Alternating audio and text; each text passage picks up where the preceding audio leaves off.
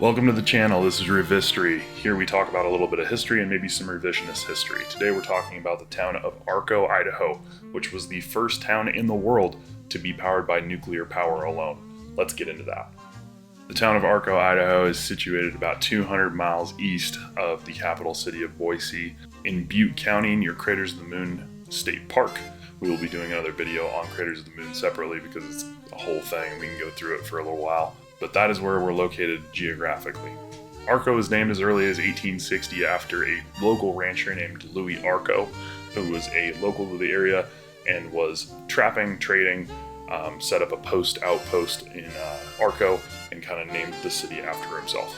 There's not a whole lot of history on Arco in between 1860 and 1955 when we had this first startup on the reactor, but it was just known as a small ranching community outside the capital city of Boise, with lots of trappers, traders, and outlaws, funny enough, going back and forth through on their way from southwest Idaho to southeast Idaho. It's also located near the base of the Chalice National Forest, where you can go up and visit some of the more notable places in the Idaho North in the Gold Rush. As of the 2010 census, for a little bit more modern context, there's about 995 people that live in Arco year-round. Not a large community by any standards today, but it is a very cool historic spot if you ever get a chance to go check it out. Now into the meat and potatoes of our story, Arco being the first ever city on Earth to be powered by nuclear power alone. For only about an hour on July 17, 1955, an Argonne National Laboratory's reactor was fired up to see if it would work. This reactor's name was Borax-3, and it has to do with the reaction compounds in the borax that would be used. The test was conducted by the National Reactor Testing Station, which is now known as the Idaho National Laboratory. If you visit today, you can see historic buildings all over the place.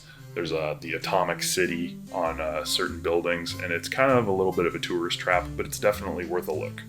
Unfortunately, the NRTS also got a little bit ahead of themselves, and in 1961 on January 3rd, they fired up another reactor, the SL-1 in Idaho Falls, and that was a fatal accident where they had a meltdown, and it was the only fatal accident ever on American soil to this day that involves a nuclear reactor.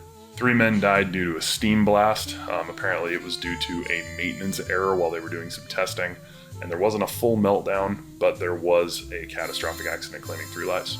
I personally have visited Arco a couple of times through my life. It's not on the main thoroughfare down on the interstate. You do have to get up onto some local highways to get there, but it's well worth the look, and while you're there, take a look at Craters of the Moon, which we'll be talking about soon.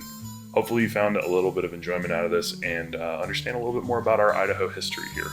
I am personally from Idaho. We'll be covering a lot of topics on this channel from all around the United States and maybe even the world, but this is something I wanted to talk about and that I find really interesting. So if you find something interesting about this or have any more facts about it, go ahead and leave them down in the comments below, and leave a like, subscribe.